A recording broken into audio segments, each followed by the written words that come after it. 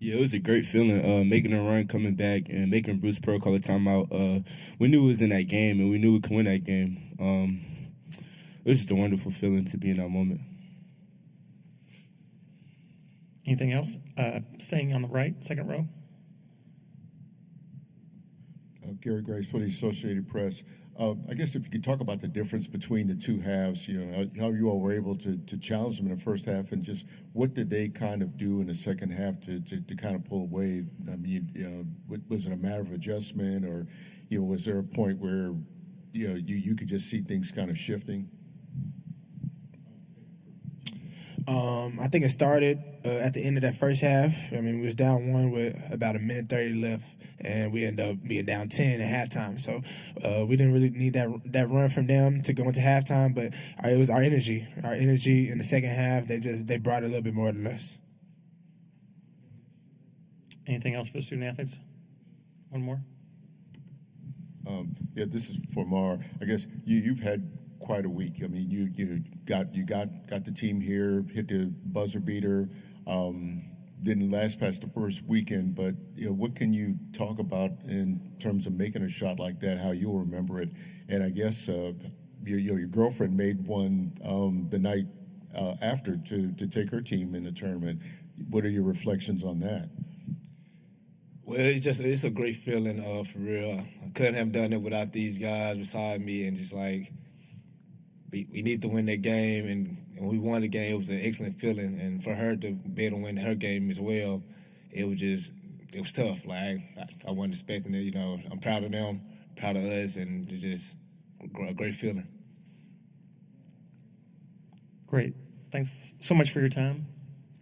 You guys can be excused.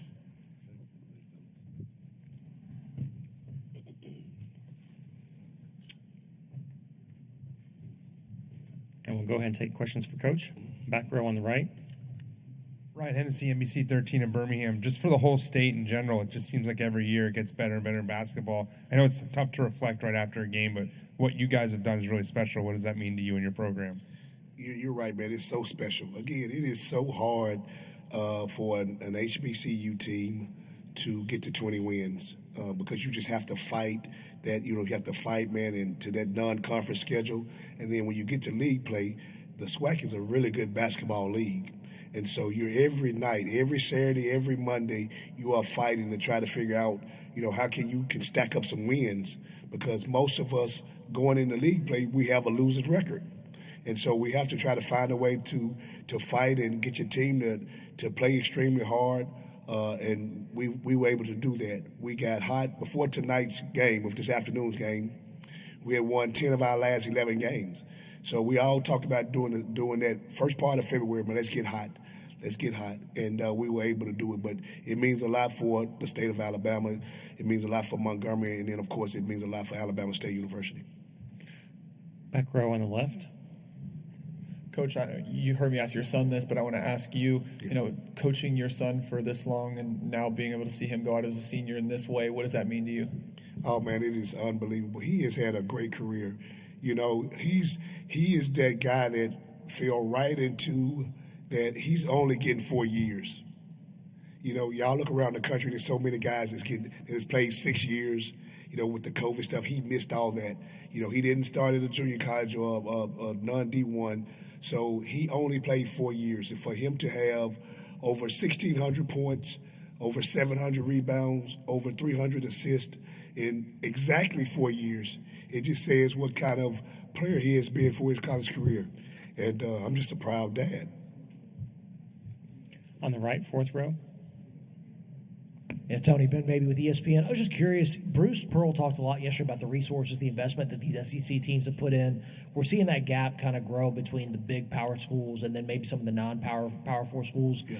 Where do you think that leaves some of the schools like the SWAC, other schools maybe in non-power conferences? You try to compete with these guys in March, knowing what that resource gap is going to look like, maybe even further moving forward. I have no idea, but it's one of those deals, man. Again, it's a reason why they're at the level that they're at, and we are trying our best to continue to grow.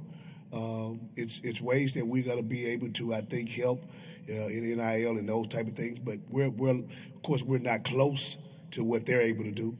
But we're just going to try to continue to grow, and we have to adjust to the times. And hopefully, our administration and our conference can continue to help us so we can continue to grow.